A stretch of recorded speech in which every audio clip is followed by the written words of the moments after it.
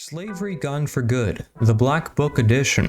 This book will teach you everything you need to know about freedom and how to create that freedom, how to manifest it within your own life, the action toward it.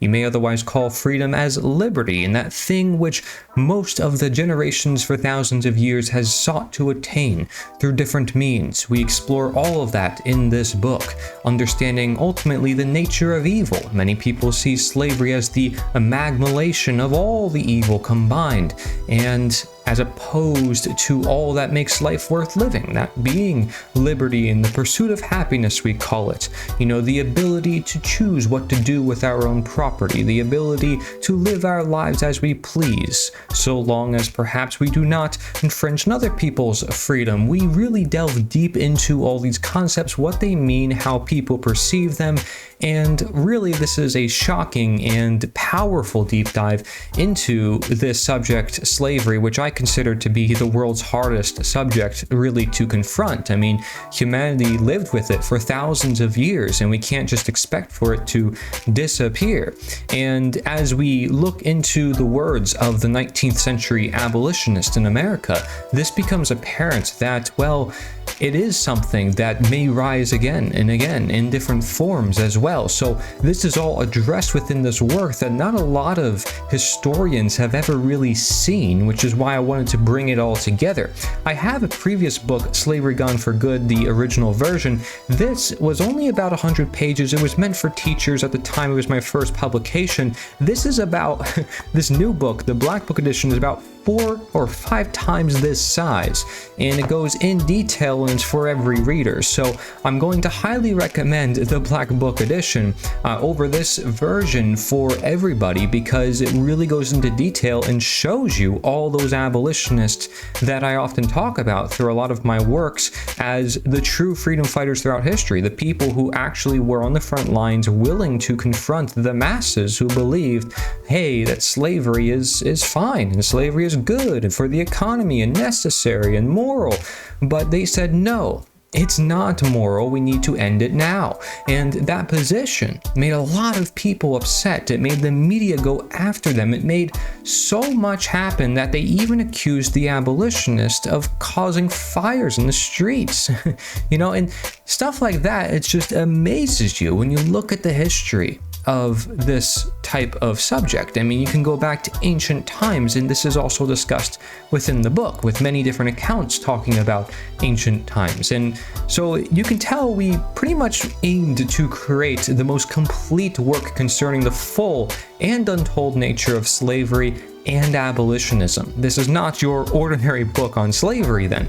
And to our knowledge, there are few, if any, books on the topic of slavery covering this side of the story. You know, a lot of people talk about after the Civil War or before the Civil War. We cover both, and we cover both from a different angle. An angle that was very popular in the 1800s, but we seem to have lost now because we don't live in that time period. I tell a lot of my followers that, well, I had to go to the back of some libraries to access some materials because they were kept in the back of some school library. And so that is just how far I sometimes went to get the material that I put in this book. And so, unlike most modern works on slavery, the quotes and references that we use are mainly from those who lived around the 19th century or had direct experience with slavery. Topics are explored through a multitude of different perspectives, which can help for the freedom people desire or the slavery that needs to be abolished in the present day. This work is considered universal and timeless and totally independent and nonpartisan for historical review and philosophical reflection. So you can use this for your own gain, whether it's in your own life with your own relationships and seeing, hey, you know, am I a slave to my own thoughts? Am I a slave to the food I eat, to a disease that's taking me over? Am I being abused in a way that is not so healthy? This all becomes reflected through understanding this great evil slavery and then seeing the lesser forms of slavery that may be in our own lives. And that's why we often feel like we're held back from our potential, or we feel like we can do so much more, but we don't know how to attain that. And so I'm going to read you an opening quote from this book. It says, "No wonder that the slaves themselves, who have always been enslaved, do not understand their own position, and that this condition in which they have always lived is considered by them to be natural to human life, and that they hail as a relief any change in their form of slavery. No wonder that their owners sometimes quite sincerely think they are, in a measure, freeing the slaves by slacking one screw, though they are compelled to do so by the overtension of another. Both become accustomed to their state, and the slaves, never having known what freedom is, merely seek an alleviation, or only the change of their condition. The other, the owners, wishing to mask their injustice, try to assign a particular meaning to those new forms of slavery which they enforce in place of the older ones." So this really detailed quote is what I use as the opening line by Leo Tolstoy. Okay, Leo Tolstoy is known as one of the greatest authors and writers of all time. And so I wanted to really lead off with a bang. It really goes into the depths of what are we talking about. Slavery that is actually liked by slaves, and you can look up audio recordings of slaves and you can see that's actually the case in some of the slaves. How come that was so, and how come people so fervently defended slavery for so long, and so many people fervently did not question slavery for so long? All this is gone into detail. So if I'm going to go over just some features of this book, there's hundreds of quotes and over 200 19th century abolitionist newspapers, authors, philosophers, psychologists, modern pioneers, former slaves, and more. There's untold historical figures like Jeremiah Hacker, Charles Lane, and Josiah Warren. Most people I've talked to have never heard of those individuals. There's excerpts from abolitionist material before and beyond the US Civil War. There's even Q&A, question and answer formats that allow for clear comprehension and reference. So you can be like, well, I was curious, why is this about slavery? What about this when it comes to slavery? And you can go right to that question and you can read all about it. There's also a deep dive into the nature of what we call abolitionism, which is that movement that was aimed to end slavery in the 19th century, and the parts that historians don't see or often ignore, and the fundamental building blocks to freedom, to their understandings as to why slavery was wrong. And that includes understanding what freedom is, what rights are, and what equality is, for just some examples. And so there's also tackling the different problems and seeing the setbacks concerning slavery and abolitionism, because there were a lot of blockades in the way of the abolitionists succeeding in their cause to end slavery. There's the untold history of all slavery worldwide, not just in the US, because people living in America, which I am someone who lives in America, only often hear the American story of slavery, but there's slavery worldwide. And you can look at Sumeria, you can look at Egypt, you can look at Greece, and this goes back thousands and thousands of years. So you'll acquire a deep understanding of how slavery manifests, and we even go into its different forms. For instance, covert and overt, the requirements and symptoms of slavery, the fear, trauma, the lack of health, the lack of ownership, and the surrounding issues on slavery for psychological tools and self-empowerment. As I said, you can be in a relationship and not feel like it's so healthy for you. You can be in a job and feel like the boss is demanding too much of you. You need to set your own boundaries, and you need to empower yourself so you know when's the right time to step back and take control of your own life. This really spills into all aspects of society, which is why many people who defended slavery were pointing toward other things trying to justify slavery. And so you also can understand why certain facts about slavery is not known or even kept hidden around the world, and how you may be contributing to slavery, whether it be externally or internally, and even the forms that aren't talked about. Like, you have chattel slavery, which is the one that is most commonly talked about for thousands of years, but there's also economic, political, mental, physical, for just some examples. And you could even talk about technological as we move forward into the age of AI. And then there's there's also powerful and practical action steps for the present day by successful abolitionists. And we can look at what they did. We can look at the Quakers, who really were the forefront before the 19th century abolitionists. And we can look at all the resources to expand upon the topics presented within the book. And the book mentions movies and books and seminars so you can learn more from the different perspectives.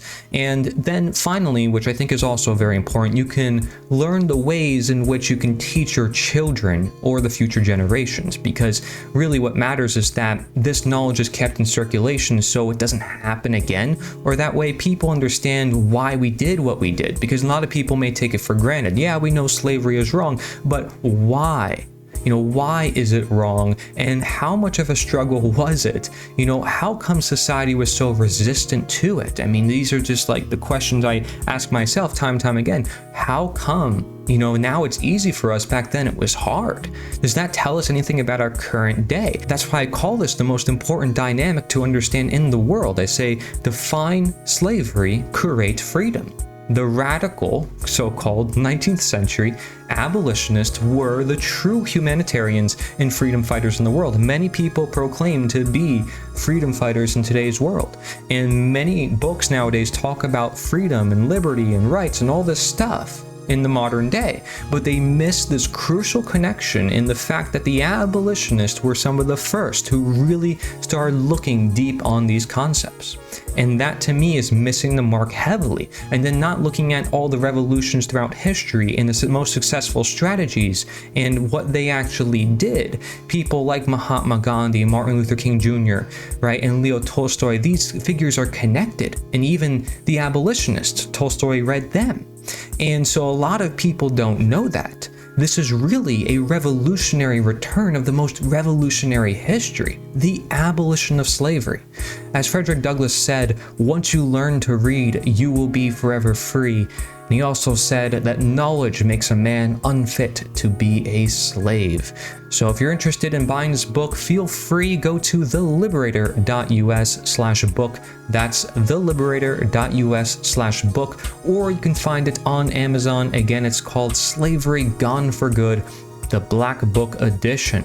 And if you're curious who I am, I'm just a fellow human being. I'm a researcher who cares about the world very deeply, and in my generation especially, and willing to confront the world's most difficult topics. And I'm an integrative nutrition health coach, I'm a newspaper editor, I'm an online summit host. I also do a lot of research along many different topics like permaculture, health, education, freedom, nature-based philosophy, and local community activism. And I'm also a content creator. My focus is to inspire and empower the generations to come in the face of uncertainty, with the search of past and ever-present wisdom throughout all cultures and beliefs.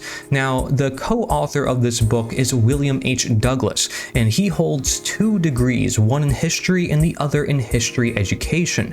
He's inspired by the great voices, great minds, and great men and women of the past. Will seeks to use the events of their lives and the truths they enunciated as the foundation for society to rebuild its dedication to liberty, humanity, and prosperity for all. As a devout Latter-day Saint and disciple of Jesus Christ, Will also seeks to discover what truths the Holy Scriptures teach about what kind of society and government are most in harmony with the revealed commandments and will of God. Christians have been misled and lied to for millennia. Will seeks the truth. You can find more of his historical, scriptural, and theological work on his website, The Latter-day Liberator. So I consider him somebody core part of this project because he holds those beliefs that the abolitionists had in the 1800s.